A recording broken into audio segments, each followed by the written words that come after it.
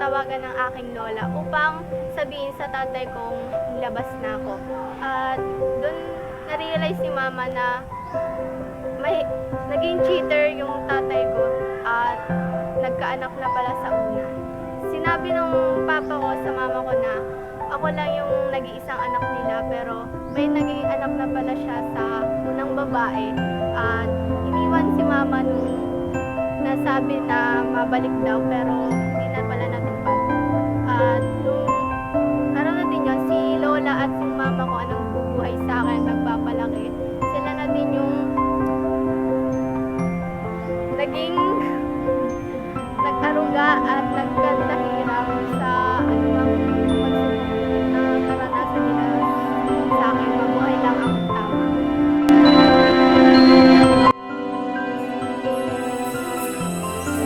So, isa na naging problema ko is tao na sa paligid ko at wala nang ginawa kundi mag-bully. I always remember in my mind when I was in elementary. Naranasan kong araw-araw mabully because of my physical appearance. I know my physical appearance is not good, but you can accept me whether you like it or not because I'm a person living in the world and I respect everyone. But kung hindi kayo handang i-respeto is itahimik na lang po yung ating bibig at para hindi na po tayo makasakit ng iba. Kasi hindi po natin alam ko yun. Mga pagsubok na dumaan sa aking buhay ay mawala ng magulang o malayo sa aking magulang. At ang pambubuli sa akin, bata pa lang sa magulang ko na nauunang nabuhay. At nang nagkaisip ako at pumasok sa mga kaklase ko naman, ako nakaranas ng pambubuli. Naranasan ko ng walang pamilya, na sa iba nakikisama, nakikitira, at ang iba din ang bumubuhay sa akin. Kasi no wala akong choice na kung sasama ako sa aking magulang, hindi naman ako makakapag-aral. Kaya mas pinili kong mahiwalay sa aking pamilya kahit mahirap ang pagsubok na ito, nakakayanan ko pa rin bumangon at makapag-aral. Ang isa po sa mga challenges sa aking buhay ang pagkakaroon ng diferensya sa aking buhay. Bata pa lamang po ako, alam ko na kumihirap ng diferensya ang aking mata. Nearsighted po ako ng tawid. Mahirap po talagang survive sa isang araw na walang salamin. And as a student, nahihirapan po ako mag-survive sa isang araw. And wala po akong choice kundi magsalamin, even though na ayaw ko pong gamitin ito. And yun lang.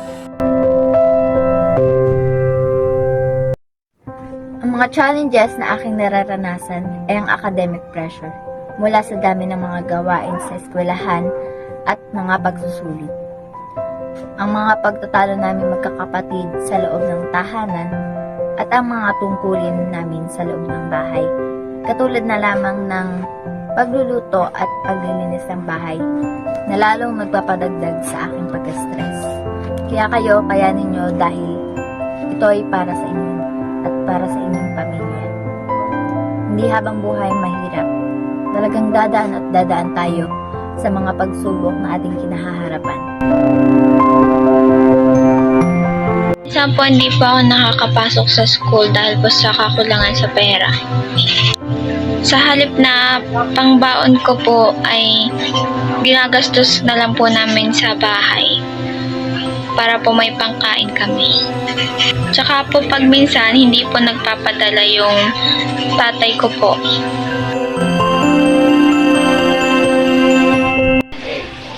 Isa sa mga challenges na dumating sa aming buhay ay ang pagkakaroon ng strict parents na ang pagtanggap at pag-unawa sa kanilang mga patakaran at limitasyon. Alam ko na para sa akin din naman ang pagiging strict parents nila. Pero gusto ko lang naman na maging masaya at i-enjoy ang pagiging teenager. Naranasan ko sa aking buhay ay namatay si Papa. Nahirapan kami magluksa ng aking ina at ng aking kapatid. At nangungulila kami sa isang pagmamahal ng isang ama.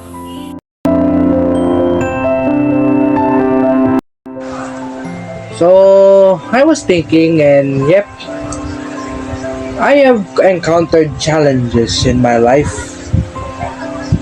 Having trouble knowing my strengths and weaknesses, having trouble to know my potential, and being or having feeling any guilt when I make some decisions. And I have a lot of things going on in my mind that I find difficult to comprehend.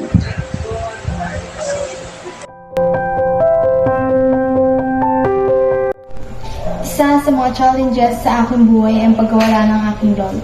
Dahil simula pagkabata ko ay lolo ko na nag-alaga sa akin. Na sa tuwing aalis ang aking papa ay hinahatid ako nito sa aking lolo. Inaalagaan ako ng aking lolo buong maghapon. Minsan hindi ako napagbuhatan ng kamay o napalo ng aking lolo. Pinagsasabihan lang ako nito para matuto sa aking mga nagawang kasalanan. Simula nung namatay ang aking lolo ay hindi ko na po alam kung ano ang gagawin ko. Hindi ko na alam kung ano ang susunod na mangyayari sa akin dahil nasanay ako na kasama ko ang aking lolo.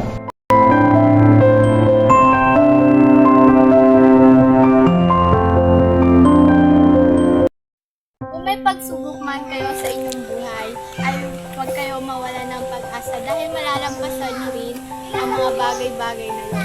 At para naman sa mga tao nakakaranas ng pambubuli mula sa kapwa, huwag tayong mawala ng pag-asa. Nabuli tayo. Oo. Bagamat gawin natin itong inspirasyon upang umaban sa buhay at magsilbing aral. At para naman sa mga taong bubuli, iwasan natin na makasakit tayo ng kapwa sa pamagitan ng mga salitang hindi magandang pakinggan.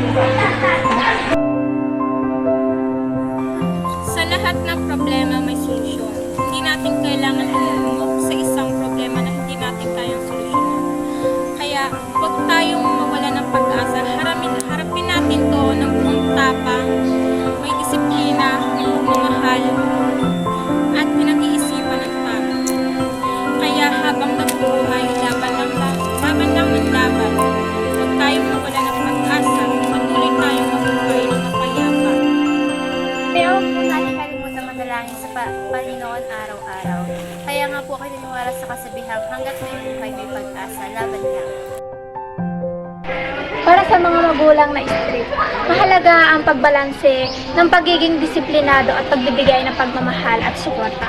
Alam ko naman na gantong-ganto din kayo nung mga panahong dalagat binata. Kaya please, bigyan niyo kami ng panahon na i-enjoy at magpakasaya sa pagiging kabataan. Tayo ay may pamilya mangyayang para sa atin. Dapat natin silang mahalin at huminang na may pagkakas sa Huwag nating sukuan ang problema natin sa buhay. As my advice, instead of doing nothing, blaming it on others, crying, whining, or even making tantrums about your problems. Instead of doing any of those, you need to fix those problems. Face your own problems, even with many challenges that lies far ahead, or even the challenges and the burdens that you carry in your shoulders. Facing your problems will make you know your true potential. Facing those problems will make you feel important in life. Because when facing your problems, you will know who you are. And that's what's important. And I'll tell you this, nobody walks out in his or her own story.